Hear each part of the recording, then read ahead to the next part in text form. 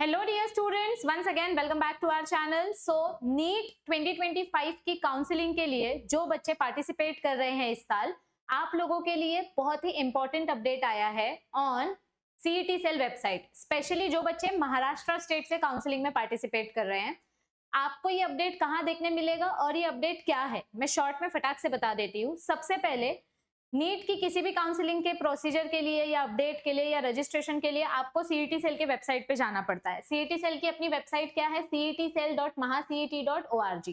जैसे ही आप इस वेबसाइट पे आएंगे, आपको यहीं पर पूरा का पूरा दिखाई देता है कि क्या अपडेट आया है, लेकिन फिर भी मैं आपको बता देती हूँ कि आप कैसे डाउनलोड कर सकते हो। जो नोटिस आई है वो आपको यहाँ एडमिशन पोर्टल पे क्लिक करना है। जैसे ही आप एडमिशन पोर्टल पे क्लिक करोगे, ऐसा विंडो ओपन हो जाएगा। यहाँ पर आके आपको नीचे नीट यूजी वाले ऑप्शन में जाना है। दिखाई दे रहा है सबको? थोड़ा सा जूम कर देती हूँ मैं इसको। ये देखो, ये नीट यूजी वाला ऑप्शन दिखाई दिया। इस नीट यूजी वाले ऑप्शन पे जब आप क्लिक करोगे, आपके सामने यहाँ पे दो नोटिस दिखाई देगी। ये दो नोटिस कौन सी है? सबसे पहले ये जो ऊपर वाली नोटिस है, क्लैरिफिकेशन रिगार्डिंग अपार आईडी, और दूसरी नोटिस है important instruction for EWS candidates, यानी इकोनॉमिकली वीकर सेक्शन कैंडिडेट्स। मैं दोनों नोटिस दिखाती हूँ, पहले आधार वाली दिखाती हूँ और फिर ईडब्ल्यूएस कैंडिडेट्स वाली नोटिस दिखाती हूँ। तो देखो, अपार आईडी को लेकर क्या इन्फॉर्मेशन दी गई है, और ये आज ही आया अपडेट। यहाँ पर एक दिन पहले का डेट देते हैं, बट ये एक्चुअली वेबसाइट पे आज ही रिलीज किया गया है। तो 28 जुलाई को जो अपडेट आया है रिगार्डिंग अपार आईडी, क्या बोला है उसमें? State CET cell have received some queries about providing APAR ID while filling out the NEET UG registration form. It is made clear that providing APAR ID is purely voluntary and it is not compulsory. It is not mandatory. Candidates can submit the form without APAR ID. लेकिन जिन candidates के पास APAR ID है, अगर वो अपना अपार ID भरेंगे तो ज्यादा बेटर होगा। अपार आईडी मतलब क्या होता है? आपके कॉलेज में 11th-12th आपने जहां से की है, वहां पे ऑलरेडी आपका अपार आईडी बनाया होगा। आपसे आपका आधार कार्ड मांगा होगा और उससे आपका एक स्टूडेंट रजिस्ट्रेशन आईडी बनाया होगा। अपार आईडी एक टाइप का स्टूडेंट रजिस्ट्रेशन आईडी है, जिसमें आपके सारे के सारे एकेडमिक डिटेल्स होते हैं कि आप 10वीं में कहाँ पर थे, आपने 11वीं 12वीं की है, कहाँ से की है, कितने मार्क्स आए थे, ये सारी डिटेल्स होती है। बेसिकली ये एक टाइप का स्टूडेंट रजिस्ट्रेशन आईडी होता है। तो कुछ कॉलेजेस में ये पहले ही हो चुका है, हर एक बच्चे का अपार आईडी क्रिएट हो चुका है, कुछ कॉलेजेस में नहीं हुआ था। तो ये आपके लिए ऑप्शनल रखा गया है। इट इज नॉट मैंडेटरी कि आपको रजिस्ट्रेशन फॉर्म भरते वक्त अपार आईडी भरना ही पड़ेगा। It is not compulsory. किसी बच्चे के पास अपार आईडी है तो आप भर दो, लेकिन कुछ बच्चे ऐसे होंगे जिनको अपना अपार आईडी पता ही नहीं है, तो मत भरो। It is not compulsory, it is voluntary. तो ये कंफ्यूजन सीईटी सेल वालों ने क्लियर कर दिया है, क्योंकि अपना रजिस्ट्रेशन डेट खत्म होने वाला है, एक दिन बचा है। ठीक है, तो ये कंफ्यूजन सबका क्लियर हुआ रिगार्डिंग अपार आईडी। अब दूसरा जो इंपॉर्टेंट अपडेट आया है अबाउट ईडब्ल्यूएस सर्टिफिकेट, यानी कि इकोनॉमिकली वीकर सेक्शन के जो स्टूडेंट्स हैं उनके लिए क्या अपडेट आया है, मैं वो भी बता देती हूँ। तो ये अपडेट भी आज ही आया है, मतलब कल का डेट दिया है, यानी कि आज ही आया है। ठीक है, अब यहाँ पर क्या बताया है? Important instructions for EWS candidates. All candidates, ये नाचते रहता है पीडीएफ, एक सेकेंड ना। हाँ, all candidates applying under EWS category are informed to upload valid EWS certificate in state format. आप जिस स्टेट से अप्लाई कर रहे हो, आप महाराष्ट्र स्टेट से रजिस्टर कर रहे हो, तो आपको महाराष्ट्र स्टेट का EWS certificate, valid EWS certificate submit करना पड़ेगा। और वही सर्टिफिकेट जब आप वेरिफिकेशन के लिए जाओगे या एडमिशन लेने के लिए जाओगे, तब आपको वो सर्टिफिकेट देना पड़ेगा। मतलब सिर्फ ऑनलाइन सबमिट नहीं करना है, ऑनलाइन सबमिट करने के बाद वो ऑफलाइन भी आपको वेरीफाई करवाने और सबमिट करने के लिए जाना है। और एक बहुत बहुत बहुत इंपॉर्टेंट नोटिस, कुछ बच्चों ने मुझसे भी पूछा था कि मैम मैं ऑलरेडी एससी कैटेगरी से हूँ या मैं ओबीसी कैटेगरी से हूँ, तो मुझे भी ईडब्ल्यूएस सर्टिफिकेट लगाना पड़ेगा क्या, या मुझे ईडब्ल्यूएस सर्टिफिकेट का फायदा होगा क्या?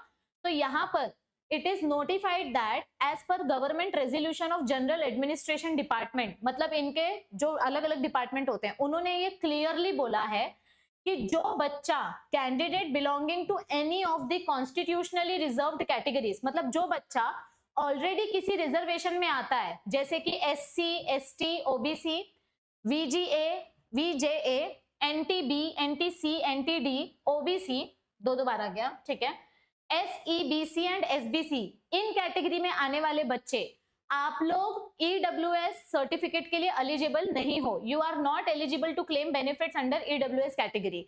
आपको EWS के बेनिफिट्स भी नहीं मिलेंगे और आपको EWS का सर्टिफिकेट भी सबमिट नहीं करना है। फिर से बोल रही हूं मैं, any candidate belonging in reservation category will not be considered for EWS quota. Even if they submit EWS certificate, they will be converted to open category in provisional merit list. अगर आप ऑलरेडी किसी कोटा को belong करते हो, अगर आप पहले से रिजर्व्ड कैटेगरी में बिलोंग करते हो और फिर भी आपने EWS ऑप्शन सिलेक्ट कर लिया, आपने अपने फॉर्म में OBC का ऑप्शन भी सिलेक्ट किया है, EWS का ऑप्शन भी सिलेक्ट किया है, तो भी आपको EWS का कोटा नहीं मिलेगा क्योंकि आपने पहले से OBC सिलेक्ट कर लिया है। अगर आप ओपन कैटेगरी से हो सिर्फ और सिर्फ तभी आपका EWS कोटा सिलेक्ट होगा।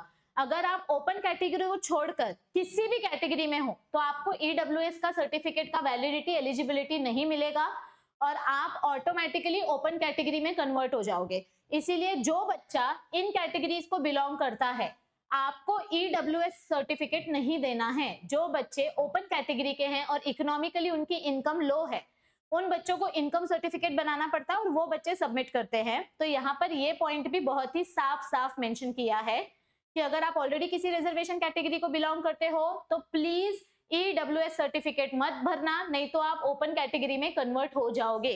तो ये थे हमारे आज के 2 इंपॉर्टेंट अपडेट। और इसके साथ साथ मैं आपको एक चीज और बता दूं कि आप लोगों के लिए जो महाराष्ट्र नीट प्लस ये जो चैनल हमने स्टार्ट की है, प्लीज इस चैनल को जितना हो सके उतना महाराष्ट्र कैंडिडेट्स के साथ शेयर करो, क्योंकि इस चैनल पे आपके लिए हम नीट 2026 की भी पूरी तैयारी करवा रहे हैं। आपको नीट के सारे चैप्टर्स डिटेल में पढ़ाए जा रहे हैं।